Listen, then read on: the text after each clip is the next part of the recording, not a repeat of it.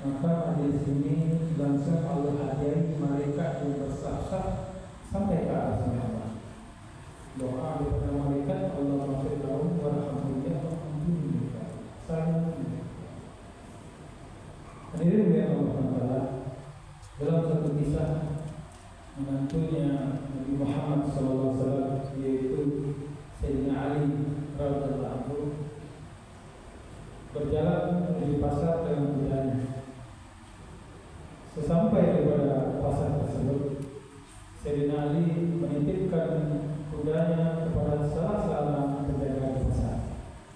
Namun sebelum masuk ke pasar, Sayyidina Ali telah diajarkan oleh Nabi Muhammad SAW dalam sebuah hadis sahih, ketika masuk pasar dan berdoa, La ilaha illallah wahdahu la syarika lah, lahul mulku wa lahul hamdu yuhyi wa yumiitu wa huwa ala kulli syai'in qadir. Nabi sampaikan Allah akan berikan sejuta kebaikan kepada orang yang masuk pasar membaca doa tersebut. Hadirin yang Allah Taala, banyak pasar ini. Kalau dibahasakan pasar, ini tempat berjual beli, minimarket, swalayan, segala macam bisa kita amalkan. Sebelum masuk daripada minimarket tersebut, kita baca doa. Kita ajarkan anak keturunan kita. Maka nanti Allah jaga kita daripada fitnah-fitnah ujian-ujian dalam pasar. Mungkin saja barang yang mungkin tidak kita awalnya tidak inginkan, bisa saja nanti syaitan goda-goda kita agar kita beli. Akhirnya daripada neraca keuangan kita kurang seimbang, akhirnya pinjam sana sini. Hadirin yang Allah Taala, ketika itu Sayyidina Ali menitipkan daripada kuda tersebut beserta tali-talinya. Setelah Sayyidina Ali selesai melaksanakan hajatnya di pasar atau berbuat sesuatu, setelah beliau mau pulang, dilihat daripada kuda tersebut tidak ada lagi, dan beserta penjaga tersebut pun tidak ada lagi. Setelah itu Sayyidina Ali pulang ke rumahnya, menyampaikan kepada istrinya dan bertanya, wahai Sayyidatina Fatimah radhiyallahu anhu, apakah ada uang tersisa, dinar tersisa untuk aku membeli kendaraan kuda? Sabutlah daripada istri beliau, ada. Setelah itu beliau belanja ke pasar ternak, pasar kuda. Ketika itu didapati kuda beliau yang telah hilang tadi ketika beliau pasar di sana, beserta tali-talinya.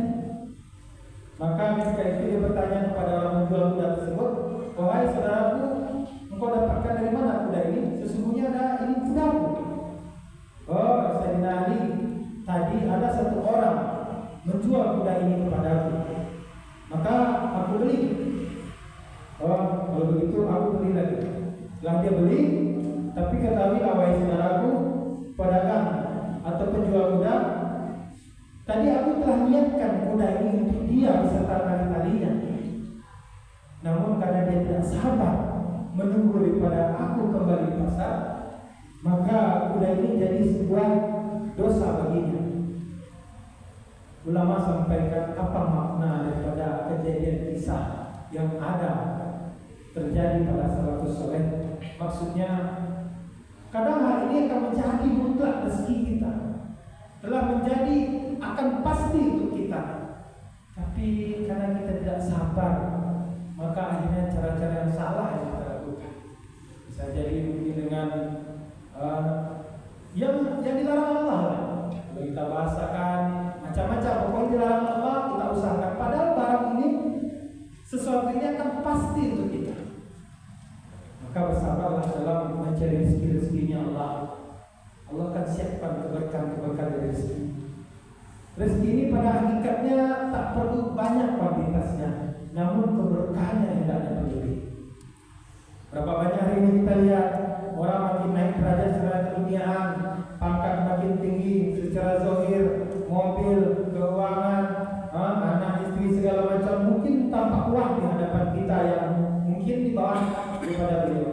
Tapi tahukah kita keberkahan seberapa persen atau seberapa keberkahan dari hartanya? Kita tidak lihat orang lain, namun kita lihat diri kita. Ketika seseorang mendapatkan sebuah rezeki yang bernama mungkin uang, pangkat, jabatan, apakah dia makin dekat sama Allah? Apakah dia makin kuat mengamalkan sunnah Nabi Muhammad SAW? Cek ke diri kita.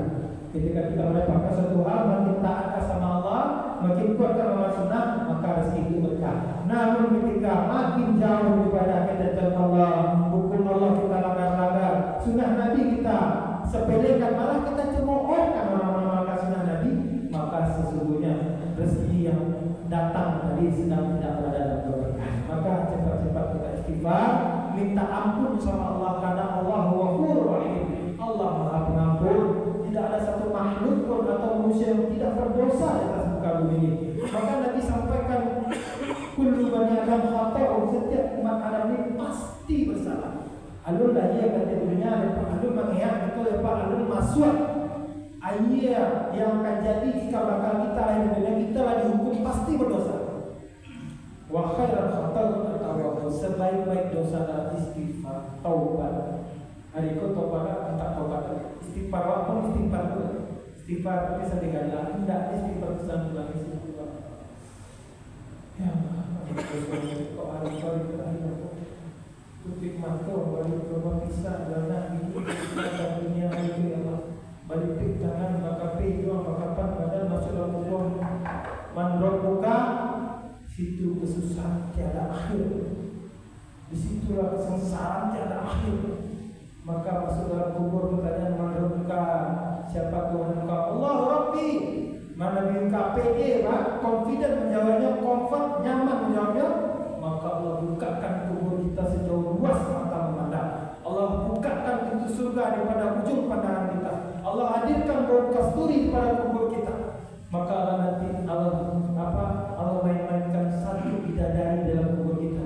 Saling mengajak-ajak bidadari. Hari itu apa laki-laki bapak senang dengan perempuan.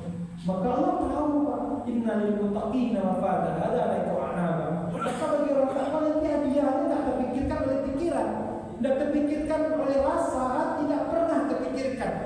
Oke, modelnya sama pisang misalnya. Maka pisang di surga itu Masya Allah 70 kali lebih nikmat daripada pisang di dunia. Maka nanti istri-istri, wanita-wanita yang kita didik, yang kita proyektorkan, yang kita asuh kepada kesolehan-solehannya, lebih soleha, lebih taat, maka nanti akan jadi ratunya Ainul Mardiah, lebih cantik daripada wanita yang cantik, bidadari yang cantik. Maka kita sahaja kaum laki-laki ini pemimpin, tidak memimpin jadi salat berjamaah di rumah apa? Nabi tidak pernah ajarkan salat di rumah berjamaah. Nabi jadi imam itu tidak pernah. Boleh dicek riwayat hadis. Nah, itu kita dengan dalih, entah dalih. Hanya di rumah kan perlu jadi imam. Kalau salat di rumah saya, masya Allah. Banyak pahala ketika kita bersolat berjamaah. Langkah kaki menuju masjid 3 Allah jamin ampunan dosa, doa makbul, maka derajat Allah tinggikan. Aminnya mereka dengan aminnya jamaah, maka Allah ampuni semua dosa. Banyak sekali yang Allah dapatkan ketika di rumah. Maka insyaallah terakhir Pak, tawassul bil haqqi wa tawassul bis dakwah. Kali ini dakwah seakan barang langka, barang aneh, barang premium dakwah. Padahal dakwah itu satu-satunya jalan untuk perbaikan iman Pak. Dakwah orang belum tentu dapat hidayah kan. Tapi ketika kita bicarakan, lisan membicarakan dengan suaranya, telinga mendengar, sami'nya mendengar, maka matanya mulai melihat, memproyeksi kali ini kebesaran Allah, hatinya mulai masuk kepada Allah. Ini namanya zikir qalbi. Allah. Ketika akhir hayat tiba-tiba datang malaikat maut, selesai masalah. La sedikit masalah. La bismillah, la ba'sa. Tidak ada sedikit masalah. Maka insyaallah orang beriman di mana saja dia pasti berkah, walaupun ujian datang dalam dakwah. Nabi Ibrahim alaihissalam dalam kobaran api, hasbiyallah wa ni'mal wakil, satu-satunya cukup Allah. Nabi Musa alaihissalam, Fir'aun di banyak belakang, tentaranya, laut merah besar di depan, sedikit pun tak gentar. Dia ngadu sama Allah. Pukul-pukulkan tongkat ke laut, Allah bentangkan 12 jalan. Sebut Pak para Nabi alaihissalam. Tidak ada satu pun mereka yang tidak diuji oleh Allah. 5 Nabi yang paling tinggi ujian apa? Ulul azmi minar rasul, Nabi Muhammad SAW. Maka hadirin yang Allah Ta'ala, penting Pak kita hadiri Pak. Mungkin sebentar kita ada majelis ilmu, majelis zikir, hadiri. Kata guru kami ada 3 faktor atau 3 aspek ketika pengajian ini akan akan membawa kita kepada tiga ini, maka insya Allah teruslah itu. Yang pertama, membuat kita cinta kepada Allah, mulai rindu kepada Allah, mulai takut kepada Allah, mulai ingin sayangi Allah. Hadirin. Yang kedua, mulai kuat kita mengamalkan sunnah Nabi lahir dan batin. Tidak ragu lagi, Pak, sarawal dan motor kaki lagi malu aja. Tidak ragu, bismillah. Bagi-bagi bapak-bapak kami yang mungkin tidak berbaju dinas, mungkin ada coba melarang memakan jenggot. Sunnah Nabi, Pak. Hukumnya apa? Katanya hukum. Nanti kalau kita bicara hukum dalam diri kita, kalau bagi biasa kita bicara hukum, kita bicara niat mengamalkan daripada sunnah Nabi Muhammad SAW. Yang terakhir, makin risau, makin cinta, makin nangis melihat umat mengamalkan agama. Hari itu menaruh sekali sholat. Tidak terpikir ada rasul, tidak terpikir dan tiba-tiba dia akan jadi bahan bakar di neraka. Istri wanita, masya Allah, sempurna untuk orang kita.